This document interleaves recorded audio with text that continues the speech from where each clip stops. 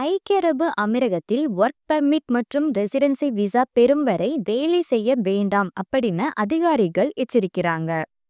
வேலைவாய்ப்பு உறவுகள் ஒழுங்குமுறை குறித்த 2021ஆம் ஆண்டின் 33ஆம் எண் கூட்டாட்சி ஆணை சட்டத்தின் பிரிவு 6இன் கீழ் மனித வளம் மற்றும் எமிராட்டிசேஷன் அமைச்சகத்திடம் இருந்து பணி அனுமதி பெறாமல் எந்த ஒரு பணியாளரையும் எந்த முதலாளியும் பணியமர்த்தவோ அல்லது வேலை வழங்கவோ கூடாது.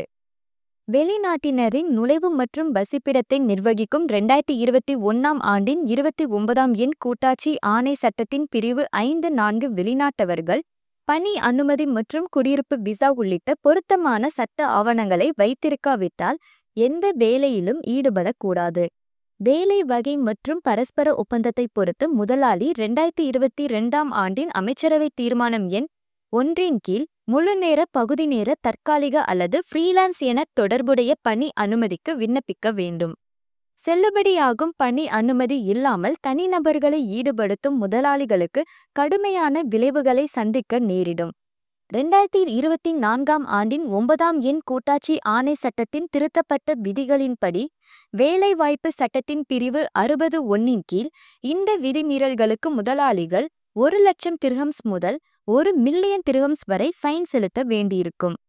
எனவே விசிட் விசாக்களில் தங்கியிருக்கும் ஊழியர்கள் தங்கள் சட்டப்பூர்வ நிலை மாற்றப்படும் வரை வேலை செய்வதை தவிர்க்குமாறு சொல்றாங்க.